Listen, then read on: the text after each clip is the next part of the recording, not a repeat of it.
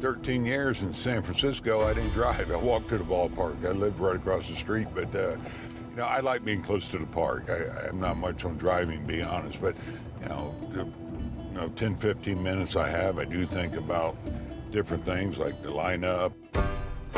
These kind of thoughts are going through your head before you get there. It's ongoing. Every manager will tell you that. The past year when I really felt desire to get back in the game. And what I did last year was try to help the French team qualify for the WBC. And just getting back in the dugout, I realized how much I missed it, all the different things that I miss. And then after the season, Chris Young gave me a call. He wanted to get my appetite on getting back in and told him I do miss the game. I do, you know, have interest. I played for him for one season in San Diego. I was a young player. I was intimidated and scared of him, but I just loved him. I felt like he brought out the best in me, and it just so happened to align that the memories I had and the way I felt about him then still matched exactly what we needed. I could not be more excited to introduce the next manager of the Texas Rangers, Bruce Bochy. But really, as I told Boch when we hired him, we weren't making this decision because I loved him when I played for him in 2006. We were making this decision because he was the right manager for where the Texas Rangers are and where we want to go. Bruce Bochy back in the manager's chair. What he's trying to do is create a culture back in Texas that breeds winning again.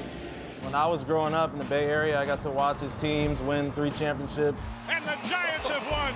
They have won the World Series for the 3rd time in 5 years. His experience has really taken over and helped us win a lot of ball games, especially close games that maybe we didn't win last year.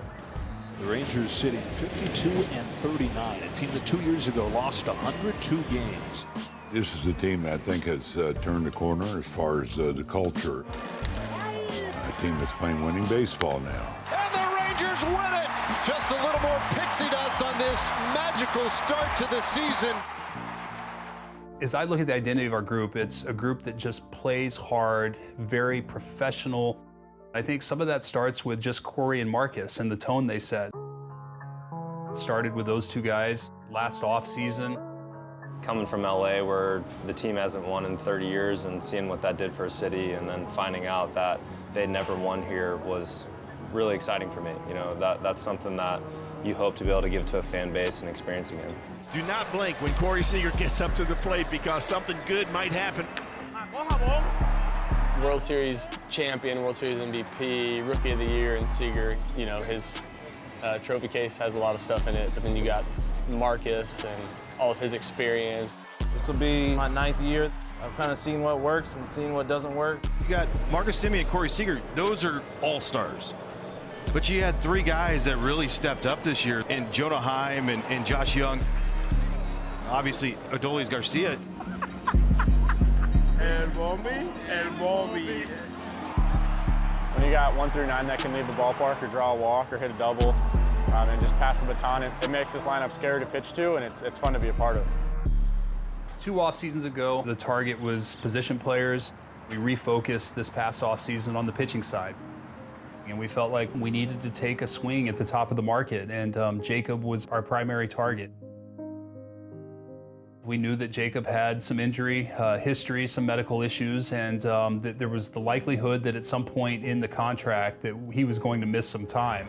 We didn't know that would come year 1. Jacob deGrom, structural damage to the UCL.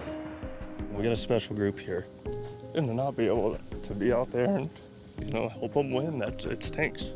Well, it's a big blow, no getting around it, but I think you look at the depth of the rotation, that's what helped soften the blow of losing Jacob. I feel like our 5 can match up with anybody's 5, and we got an opportunity to win the ball game that night. Nathan Eovaldi is having a terrific season with Texas. John Gray, and man, he looked sharp tonight. Those guys keep us in ball games, you know, whether we score 2 runs or 1 run, they keep us in the game for 6 innings. It's very valuable, and CY understands that. He was a pitcher himself. He really understands what it takes to put a roster together. What do you think? To hang on? They get a 2-game lead over the Astros. There's so much to be said for when you have somebody running your ball club that knows how to win. having Bruce Bochy certainly would give them the ability to hang in there and win. I count my blessings to be part of this, because this is how good I think they can be, and I think we can be even better. We played good, but not as good as we can, and I think that's the scary part about this group. Where we were last year, I think we've taken a big jump, and we want to get even better from here.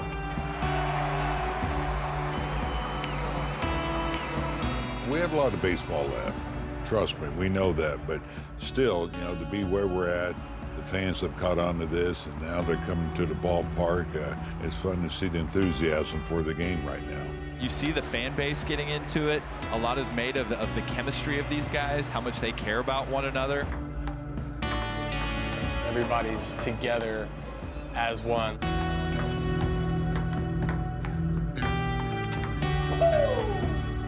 They're gonna turn this into a Disney movie.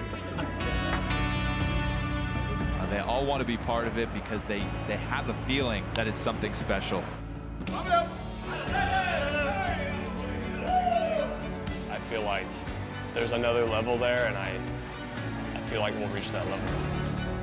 I grew up in this community. I was a Texas Ranger fan as a child. I played for the Texas Rangers to start my career. And then now I've come back to be in the front office of the Texas Rangers. I know what this community is and how much baseball matters to them.